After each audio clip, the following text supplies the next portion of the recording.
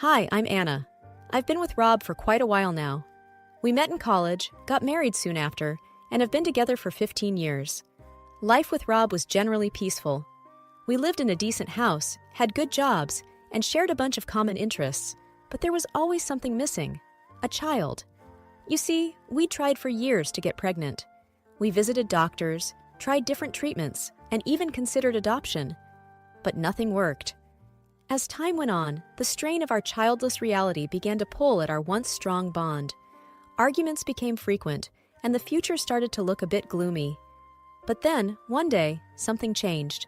It was a regular Wednesday morning. I woke up feeling a little queasy. Thinking it was something I ate, I brushed it off. But then I remembered I had missed my period. Could it be? I quickly rummaged through the bathroom cupboard and found a leftover pregnancy test from years ago. Without wasting a moment, I used it. Waiting for the result felt like the longest 3 minutes of my life. When I finally dared to look, it was positive. My heart raced. We were pregnant. The joy, the excitement, the fear, it all rushed in. I had to tell Rob. He was in the living room, engrossed in some paperwork. Taking a deep breath, I walked up to him, the test still in my hand. "Rob," I began, trying to keep my voice steady. "I'm pregnant." He looked up, his expression unreadable. Then he said, "Are you sure? I mean, at this age? Is it even safe?" I was taken aback. This wasn't the reaction I was expecting. "I took the test, Rob. It's positive." He sighed. "Anna, you know how hard it's been. And now, at 37, do you know the risks?" I felt a sting of hurt. "I thought you'd be happy," I whispered. "I am. I'm worried about you. About us," he replied, his voice softening a bit. "We've waited so long for this, Rob. We can't let fear dictate our happiness now," I countered. He looked down, avoiding my gaze. "Have you considered, maybe, not going through with it?" I couldn't believe my ears. Terminate the pregnancy? No, Rob. This might be our only chance. We sat in silence for a while, the weight of our situation pressing down on both of us. I wanted him to be as overjoyed as I was, but at that moment, all I saw in his eyes was fear and uncertainty. That night, as we lay side by side in bed, I held on to hope. Hope that our child would bring us closer again. Hope that our love was strong enough to overcome any challenge. And above all, hope for the future. The next few months were tough. As days turned into weeks, it became clear that this pregnancy wasn't going to be easy. I was often sick, nauseated, and felt exhausted all the time. But each little kick from inside reminded me why it was all worth it. One day, after feeling particularly weak, I collapsed. Thankfully, Rob was home and immediately rushed me to the hospital. As I lay on the cold hospital bed, surrounded by beeping machines, I felt more vulnerable than ever before. "Is she going to be okay?" I heard Rob ask Dr. Mitchell, his voice laced with worry. "She needs rest," Dr. Mitchell replied. "Her body is under a lot of strain due to the pregnancy. It's imperative that she stays relaxed and avoids any stress." That hospital stay was the first of many. Each time I was admitted, I'd watch Rob from the window, pacing back and forth in the hospital corridor, talking on the phone, sometimes even arguing with the billing department. One evening, as I lay in the hospital bed, Rob walked in with a weary look on his face. He looked like he hadn't slept for days. "I met with Dr. Mitchell," he began. "He said we need to consider the possibility of bed rest for the remainder of the pregnancy." I nodded slowly. "If it's best for the baby, I'll do it." Rob sat down next to me, holding my hand. "I'm sorry, Anna. I wish I could do more to help." I squeezed his hand. "You're here with me. That's more than enough." However, as the days went by, Rob's visits became less frequent. Sometimes he'd call, other times he'd send a text saying he was caught up with work. But the distance between us seemed to be growing. During one of my longer hospital stays, I was feeling particularly low. Missing the comfort of my home, I asked a nurse if I could use the phone to call Rob. "It's been 3 days," I said, trying to keep the tremor out of my voice when he answered. "You haven't visited." "I know, Anna. It's hard for me." Seeing you like this, he admitted. Rob, I need you, now more than ever. Silence. I'll try to come by tomorrow, he finally said, his voice distant. But tomorrow turned into the day after, and soon a week had passed. Feeling isolated and alone, I confided in my nurse, Lisa.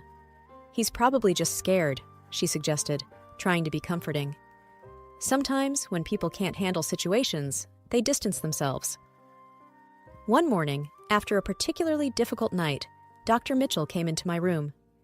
I think it's time we discuss the birth plan, Anna, he began cautiously. There are some decisions to be made.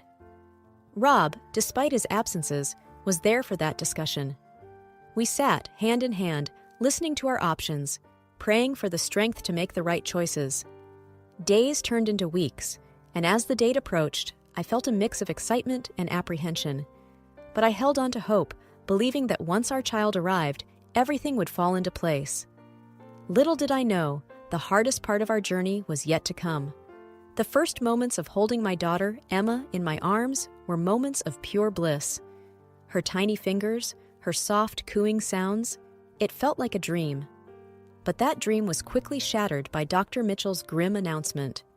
Anna, Rob, he began with a heavy sigh, there are some concerns regarding Emma's health. We've observed some abnormalities that suggest she might have a severe condition. Rob's face paled. What are you talking about? We'll need to run more tests to be certain, but it's important you're both prepared, Dr. Mitchell replied, his voice gentle but firm. That evening, as I cradled Emma, Rob walked into the room, a storm brewing in his eyes. He looked at me, then at Emma, and took a deep breath. Anna, he started, his voice shaking. How could you? Giving birth at this age? We knew the risks. Tears welled up in my eyes. Rob, I thought we wanted this. I thought we wanted a family. He was nearly shouting now. You should have considered an abortion. Why bring a child into the world with so many complications? Because of your selfishness, we now have a possibly sick child to look after. I was shocked. Rob, she's our daughter. We should be together in this, not pointing fingers. His face was red with anger. I can't believe I'm in this situation. I can't raise a child with potential disabilities. It's not the life I imagined. As the weight of his words sank in, a cold dread filled my heart. So, what are you saying? Rob hesitated for a moment. I don't think I can do this. I can't be here, not like this. It felt like the floor had been pulled from beneath me. You're abandoning your daughter because she might be different? He looked away, unable to meet my gaze. I just can't handle it, Anna. Devastation turned into determination. Fine. If you're leaving, then leave for good. But you'll have no claim over Emma. He didn't respond. Instead, he turned and walked away, leaving me with our newborn daughter, grappling with the uncertainty of our future. Asterisk, asterisk. The first few weeks after Rob left were the hardest. The house felt empty, the silence was deafening, and the reality of being a single mother weighed heavily on me. But every time I looked into Emma's big, innocent eyes, I felt a surge of determination. I was going to make sure she had the best life possible, no matter what it took. My sister Linda was a godsend during this time. She came over often, helping with household chores and looking after Emma so I could rest. One evening, as I was feeding Emma, Linda walked in, holding 2 mugs of hot cocoa. Anna, she began gently, you need to think about the future. Have you considered finding a place of your own? I sighed, looking around the home that held so many memories. I've thought about it, but the thought of leaving this place, it's just hard. Linda took my hand. I know, but think about Emma. This house will always remind you of Rob and everything that happened. You both deserve a fresh start. She was right. I needed to let go of the past and focus on building a new life for Emma and me. The search for a new place wasn't easy. With my limited savings and no job, options were limited. But then, one day, Linda called me excitedly. Anna, you won't believe what I found. There's a small house for rent in my neighborhood. It's perfect for you and Emma. I went to see the house the very next day. It was a cozy 2-bedroom place with a small garden in the back. The landlord, Mrs. Peterson, was a kind, elderly lady who lived next door. "Linda speaks very highly of you," Mrs. Peterson said, smiling warmly. "The place is yours if you want it." I felt tears of gratitude welling up. "Thank you, Mrs. Peterson. This means so much to me." Moving in was hectic, but with Linda's help, we managed. As I set up Emma's room, filling it with toys and her tiny clothes, a sense of peace washed over me. This was our home, our sanctuary. Linda popped her head into the room. "How's it going in here?" I smiled, hugging Emma close. "It's perfect. I can't thank you enough." She hugged us both. "That's what family is for. You're not alone in this, Anna. Remember that." Days turned into weeks, and life began to settle into a new routine. Morning walks with Emma, visits to the local park, and coffee dates with Linda became our new normal. One day, as Emma and I were playing in the garden, Mrs. Peterson walked over, holding a tray of freshly baked cookies. "Thought you two could use a treat," she said, smiling. I smiled back, taking a cookie. "Thank you, Mrs. Peterson. It's delicious." She chuckled. "Call me Ellie. Feels strange being called Mrs. Peterson by my new neighbor." We chatted as Emma giggled and played. Ellie shared stories of her own children, offering advice and wisdom. I felt a connection, a sense of community that had been missing for so long. As the days went by, the pain of the past began to fade. With the support of my sister and new friends like Ellie, I realized that while one chapter of my life had closed, another, even more beautiful one, was just beginning. Emma's first birthday was just around the corner, and I was deep in preparations. Ellie and Linda offered their assistance, suggesting ideas for decorations and games. As the day drew nearer, I found myself reflecting on the whirlwind of the past year. My baby girl, Emma, was blossoming into a bubbly, inquisitive child, her laughter a constant source of joy. One afternoon, as I was laying Emma down for her nap, the phone rang. The sound was sharp and unexpected. "Hello?" "Hello, Anna," came the familiar voice. It was Dr. Mitchell. I felt a twinge of anxiety. "Dr. Mitchell, is there a problem?" He hesitated, which only deepened my concern. "Anna, I need you to come to the hospital. There's something about Emma we need to discuss." I felt my heart in my throat. "Is she okay?" His voice was thick with regret. "Please come in. We need to talk face to face." Linda agreed to watch Emma while I rushed to the hospital. The drive felt much longer than it was, my mind racing with worst-case scenarios. Dr. Mitchell greeted me in his office, his usually calm face lined with worry. "Anna, I'm so sorry to call you in this way." My patience was thinning. "What's going on?" Taking a deep breath, he began. "There's been a grave error. The initial test we ran on Emma after her birth got mixed up with another baby's." My confusion grew. "Meaning?" He met my gaze, his eyes filled with regret. "Emma is healthy, Anna.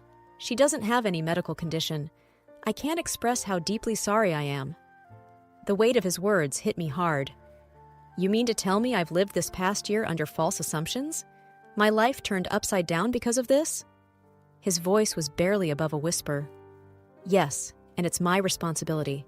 I can't begin to fathom the pain this has caused." I thought of Rob, of the bitterness and the pain. This mistake, it's shattered my life. Dr. Mitchell looked defeated. "I know words can't change the past, but I'll do everything I can to make it right." I took a moment to collect my thoughts. I need time to process this. Driving home, a mix of relief and fury consumed me. Yet, seeing Emma's joyful face as I walked in grounded me. She was my world, and she was okay. That night, Linda and I sat down, and I relayed everything.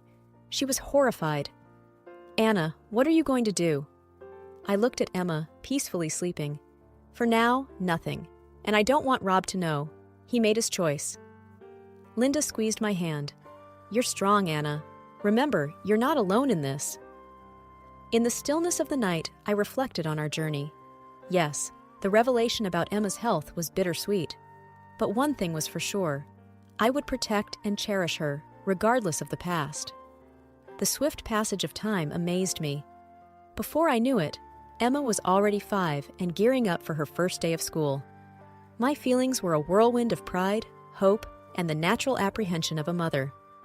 At breakfast, a few days before school, Emma gazed at me, her eyes shimmering with anticipation. "Mom, will I be going to school like other kids?" I smiled warmly. "Yes, sweetie. In just a few days, you'll be starting." Her face lit up. "Will I find friends there? Will they like me?" Touched by her innocence, I assured her, "Emma, you're such a lovely girl. Of course, they'll adore you." On her first day, dressed in her new school uniform with a pink backpack hanging from her shoulders, Emma paused at the school gates. With a quiver in her voice, she admitted, "Mommy, I'm scared no one will talk to me." I crouched to her eye level. "Honey, always remember to be yourself. You're amazing, and they'll see that. Just give it some time." Her small hand waved goodbye as she joined the bustling crowd of students. I watched her until she was out of sight, my heart heavy with the typical worries of a parent. A few weeks later, Emma was all excitement and stories about her new friend Sophia. Their adventures during breaks, their shared love for painting, and their little secrets. One day, she bounced home asking, "Mom, can Sophia come over tomorrow?" Delighted at her blossoming friendship, I agreed. "Absolutely. I'm eager to meet your new buddy." The next afternoon was filled with their giggles and playful shouts. From the corner of my eye, I noticed their genuine bond and thought of how childhood friendships were so pure and uncomplicated. As the sun dipped, a car pulled up. Emma, holding Sophia's hand, led her to the door. To my shock, standing there were Rob and a young woman, presumably his new wife. "Emma, inside. Now." Rob's voice was curt. Sophia, sensing the tension, looked worriedly between her parents and me. "Daddy, I had so much fun. Emma's my best friend." Rob's gaze was cold. "Sophia, we've talked about this. You shouldn't play with ... inferior children." His voice dripped with disdain, making it clear whom he referred to. I felt a rush of anger. Before I could retort, the young woman, probably trying to mediate, gently tugged at Sophia's hand. "Come, dear, let's go home." Emma stood close to me, her eyes filled with confusion and hurt. As the car drove away, she whispered, "Mom, why did he say that?" Holding her close, I replied, "Sometimes, sweetie, people don't say the nicest things, but always remember, you're wonderful just the way you are." That evening, as I tucked Emma in, I promised myself that no matter what, I'd always protect her from the cruel judgments of the world. Only days after the incident, my phone buzzed with an unknown number. I hesitated, then answered, "Hello?" A woman's voice, soft yet firm, responded, "Hi, this is Emily, Sophia's mother. Can we talk?" Surprised, I replied cautiously, "Of course. What's on your mind?" She hesitated. "I'd rather discuss this face to face. Can we meet tomorrow? There's a cafe around the corner from your house." After a moment, I agreed. "All right, see you at 10 a.m.?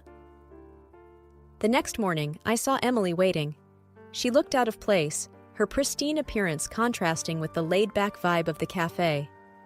As I approached, she stood up, offering a polite, if slightly forced, smile. "Thank you for coming," she began, her eyes searching mine. "After the other day, I couldn't shake off a nagging feeling that there's more to the story than Rob's told me." I took a deep breath. "I'm not one to spread tales, but since Sophia is involved, I think you should know." She leaned forward, anticipation evident. "Please, tell me everything." Over the next hour, I unfolded our past. How Rob and I had struggled with fertility, my unexpected pregnancy, his disinterest, the misdiagnosis, his leaving, and my subsequent journey with Emma. I made sure to be factual, not letting emotion color the narrative. Emily sat stunned. "He never told me any of this. He said you were the one who left him, and he always painted such a rosy picture of your marriage." I shrugged. Sometimes people craft stories to cope, or to hide. She looked defeated. "I feel like such a fool. I thought our love was genuine, but now it seems like he was just replacing one life with another." "Emily," I started, my tone firm, "it's not about him anymore. It's about Sophia and Emma. They've formed a bond. I don't want Emma to suffer because of our past." She nodded. I completely agree. Children shouldn't be dragged into adult disputes. As we parted, I felt a weight lifted. For the first time, I felt like I was truly free from Rob's shadow, having laid our past bare. That evening, as Emma played with her toys, she looked up. Mom, will I see Sophia again? Smiling, I said, Yes, sweetie, you will. And always remember, your past doesn't define your future. You do. My phone buzzed on the coffee table, startling me from my thoughts. Rob's name flashed on the screen, a name I hadn't expected to see in a long time. Hesitating for only a moment, I answered. Anna. Rob's voice was filled with a mix of anger and desperation. Do you have any idea what you've done? I frowned, taken aback. What are you talking about? Emily left me, he spat out bitterly. She filed for divorce, and she's taken everything. I've lost almost everything, Anna, and it's all because she spoke to you. I could hardly believe what I was hearing. Rob, you made your choices. I just told her the truth. There was a heavy pause. She also told me about Emma, that she's healthy. You never told me. Why would I? After everything you said, after everything you did, you didn't deserve to know, I retorted. Rob's voice grew softer, almost pleading. Anna, I made a mistake. I realize that now. I want to be there for Emma. I want to be there for you. We can be a family again. I scoffed in disbelief. Now that your life's in shambles, you suddenly want us back? You're unbelievable, Rob. Anna, I know I messed up, but I've changed. Please, give me a chance. I could feel anger rising in me. You walked out on us, Rob. You called our daughter inferior and turned your back. Now that your little fairy tale with Emily has ended, you think you can just waltz back into our lives? Think again. He sounded desperate now.